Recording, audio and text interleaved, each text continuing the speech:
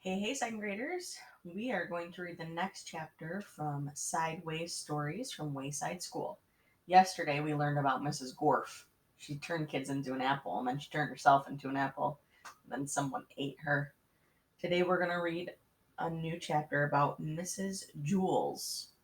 Okay, and here is a picture of Mrs. Jules. She seems to look a little bit nicer than Mrs. Gorf, but we'll have to see. Chapter 2, Mrs. Jules. Mrs. Jules had a terribly nice face. She stood at the bottom of Wayside School and looked up. She was supposed to teach the class on the 30th story. The children on the 30th story were scared. They had never told anybody what happened to Mrs. Gorf. They hadn't had a teacher for 3 days. They were afraid of what their new teacher would be like. They had heard she'd be terribly nice. They'd never had a nice teacher before. They were terribly afraid of nice teachers. Mrs. Jules walked up and winded, creaking staircase to the 30th story. She was also afraid. She was afraid of the children. She had heard that they were horribly cute children. She had never taught cute children. She was horribly afraid of cute children. She opened the door to the classroom. She was terribly nice. The children could tell just by looking at her. Mrs. Jules looked at the children. They were horribly cute.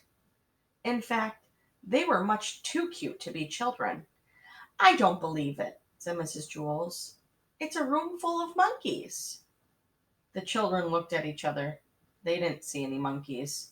This is ridiculous, said Mrs. Jules. Just ridiculous. I walked all the way up to the 30th flight of stairs for nothing but a class of monkeys. What do you think I am? I'm a teacher, not a zookeeper. The children looked at her. They didn't know what to say. Todd scratched his head. Oh, I'm sorry, Mrs. Jules. Please don't get me wrong. I have nothing against monkeys. It is just that I was expecting children. I like monkeys, I really do. Why, I'm sure we can play all kinds of monkey games. What are you talking about? Asked Todd. Mrs. Jules now nearly fell off her chair. Well, what do you know? A talking monkey. Tomorrow I'll bring you a banana. My name is Todd, said Todd. The children were flabbergasted. They all raised their hands. I'm sorry, said Mrs. Jules, but I don't have enough bananas for all of you. I didn't expect this. Next week I'll bring a whole bushel. I don't want a banana, said Kelvin, and I'm not a monkey. Would you like a peanut? Asked Mrs. Jules. I think I might have a bag of peanuts in my purse. Wait a second. Yeah, here it is. Thanks, said Kelvin. Kelvin liked peanuts. Allison stood up. I'm not a monkey, she said. I'm a girl. My name is Allison. And so is everybody else. Mrs. Jules was shocked. Do you want to tell me?